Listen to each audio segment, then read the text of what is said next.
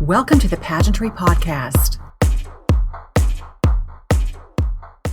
And today's very special guest, calling into Pageantry Magazine, Miss Teen USA 2019, Kaliegh Garris. Good morning, Kaliegh. How are you? I'm great. How are you doing? I am just doing awesome now that I'm talking to you here.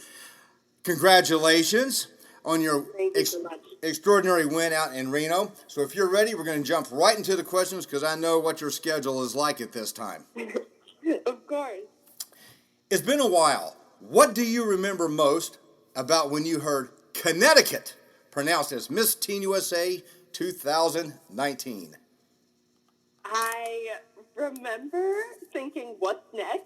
And then I also was trying to search for my mom in the audience, and I actually yelled mom in the video, and you can see my lips mouth it. And I keep remembering that moment because she was my number one supporter, and she always has been. So it was a big deal for me, but it also was a big deal for her as well. And in watching the show, of course, you're standing center stage. How long did that pause seem with you in Miss Teen USA North Dakota standing center stage?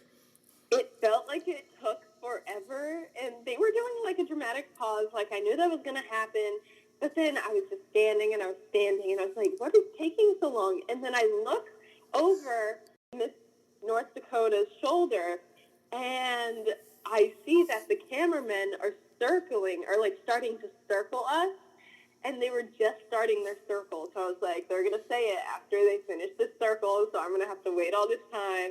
And so I was just waiting for the cameramen to finish circling around us.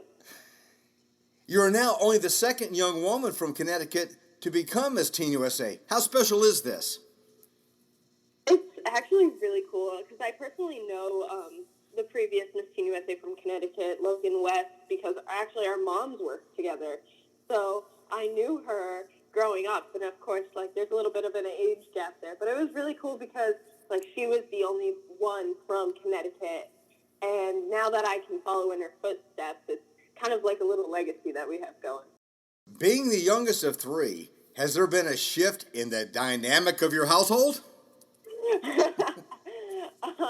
Not exactly. So my sisters are 8 years older than I am, and my sister Samantha, she's in the military, so she's been out of the house for a while now. And my sister Chantel has always lived with us in my family because she has multiple disabilities. And I always say she's the happiest one in the family, and she still is. And my entire family still treats me the exact same, and that I'm the youngest of all three, so they would say I need the most attention, and that I'm kind of the really spunky one, so nothing really has changed that much.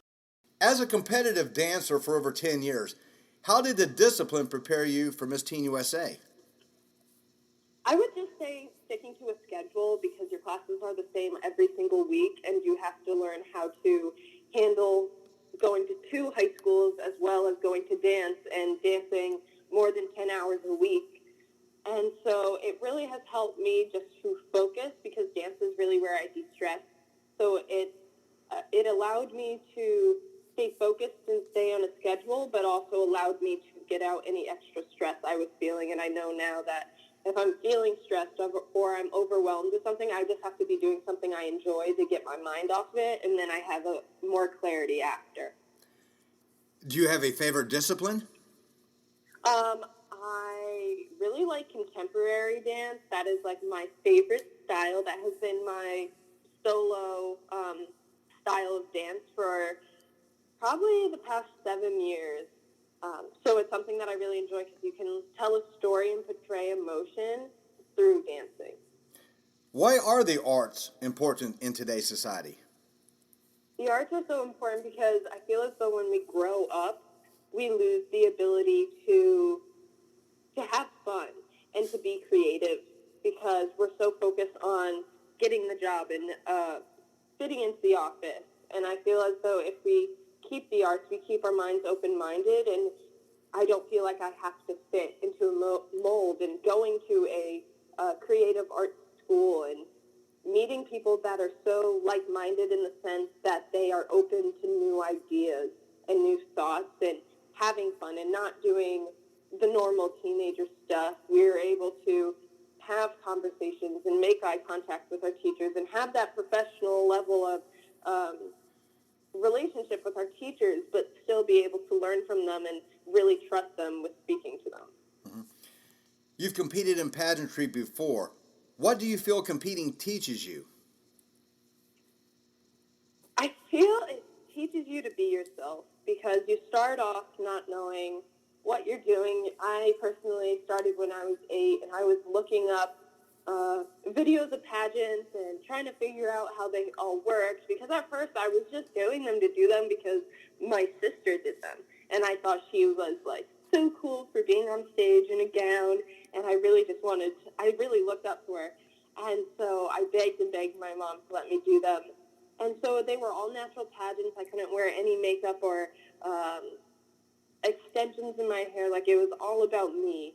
And through the years, I straightened my hair. And then after a while, just growing up, and this had nothing to do with pageantry, I cut my hair because I wanted to embrace who I truly was. And then when I went into pageantry with my natural hair, I realized I didn't want to take that part of myself away, because I thought that's how a pageant girl should look. So it really has taught me to be myself and allow myself to stay true to who I am. That is wonderful. And a lot of opinions were expressed early about your personal decision and against recommendations to compete with natural hair. How did you come to that decision? Well, like I said before, I wasn't thinking of pageantry when I cut my hair, because growing up, I only did one pageant a year. It wasn't something that was constantly going through my head. And so when I cut my hair, it was because I had heat damage, and my hair just kept getting shorter and shorter, and I lost the baby hairs on the front of my head, and my hair just was damaged. And so I decided to let it start growing out. I kept braiding it repeatedly every single day until the curls were grown out enough to where I could cut it. And after that, when I went back I had a next pageant or something, I had the option to straighten my hair and add extensions, and people have recommended that, and it wasn't necessarily because they didn't like my curly hair. It was because they knew that's what has been winning. And so I was like, no, I want to keep my curly hair. I think it makes me different. I think it makes me stand out, and it makes me unique. And when I feel unique and I wear my natural hair, that's when I feel most myself. So I wore my curly hair, and it's been working out pretty well for me. Excellent. The media tour has been fantastic, especially when appearing as one of the 3 African-American major title holders. Does this recognition have any special importance to you? I just think the time that we're in is just so amazing, because there's so much change happening, and I feel as though us being 3 women of color that have won their respective titles, we are changing beauty standards. But I think just because it is such a large conversation, it still shows how far we have to go when it isn't abnormal for 3 women of color to win, and it's not controversial, or it's something that hasn't been seen in a long time. I think it just really shows how far we've come, but how far we still really have to go. Okay. Tell us about your personal movement, We Are People First. Yeah, so I started We Are People First a couple of years ago because I have a sister with multiple disabilities.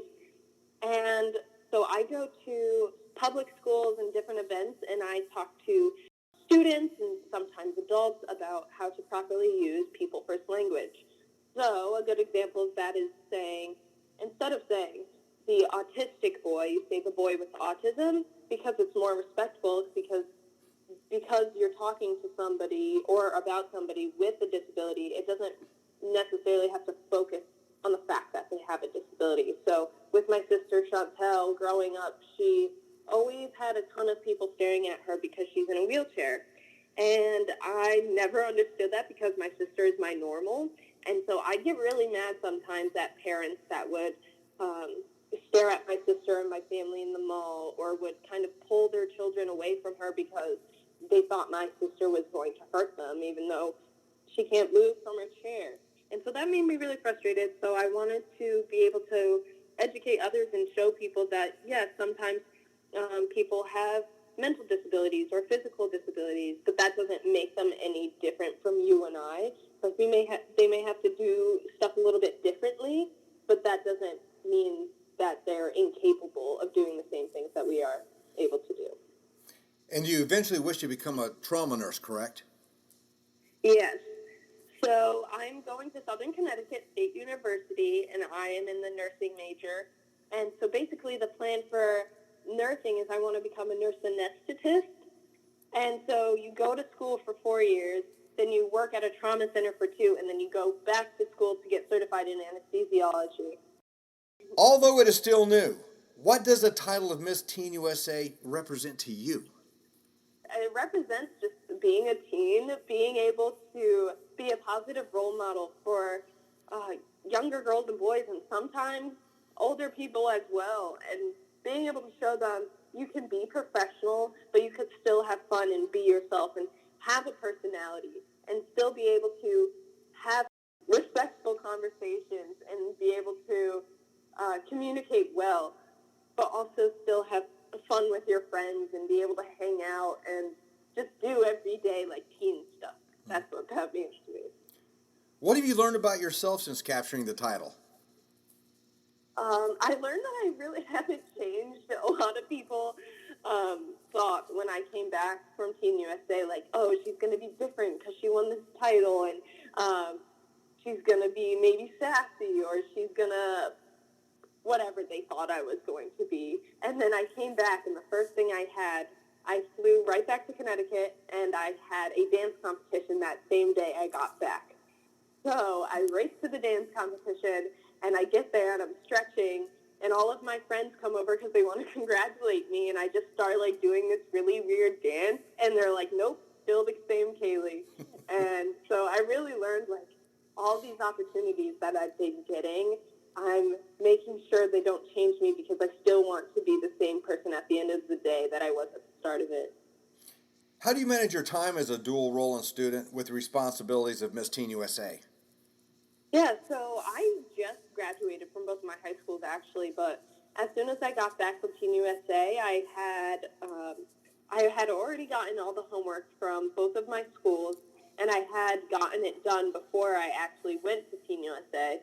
And, of course, sometimes when you're away from school, like, some nitpicky assignments come in, and so all of my teachers were very kind, and they knew how much it was to win Teen USA, but then come back and having to kind of reintroduce yourself to everyone. And so my teachers were very kind, and they kind of had one-on-one sessions with me so I can get missing work in, or sometimes when it was like a little assignment because there was possibly a substitute, they would just excuse me from it. And so that was really kind of them. And also at my art school, I had missed a play when I was at Miss Teen USA that I was starring in. And so 2 of my friends actually took my role and learned it within 2 weeks, and we had been practicing for about 5 months. So that was very kind of them. What is your number one wish to accomplish as Miss Teen USA? I'd say right now, it's not very specific, but I'd say my number one goal is to make as many people as possible feel accepted and loved, because I know growing up, a lot of people feel as though that they're not wanted or they're not thought of or they don't make a difference, and I want to teach as many people as I can that they matter to me, and no matter how little or big our conversations are, like, they still had an impact on my life. When I go out and somebody recognizes me and they're too afraid to come up to me, or I see that they're looking at me but they're not sure if they should come up and talk to me, I always go up to them and I introduce myself, because I want them to know that they are noticed and they don't have to be afraid of talking to me. Like, I'm not this person put on this higher shelf. Like, I'm the same as them. And so I really want as many people as possible to feel love and feel that appreciation. Okay. How can people follow you throughout your year? Yeah, they can follow me on Instagram. It's just my name, Kaliegh Garris, and that is actually all of my handles across Instagram, Twitter, and Facebook. So Instagram, Twitter, Facebook, they're all the same. Mm-hmm. Perfect. All the same, Kaliegh Garris. Is there anyone that you would like to recognize? I just want to say thank you to my mom and my family for going along with me on this crazy road. has been such an amazing ride, and it's still going, and at times it can be stressful with, we just all moved out, so moving to a new apartment and going to college, but I really appreciate all of them for helping me along the way, and especially my mother for always being there.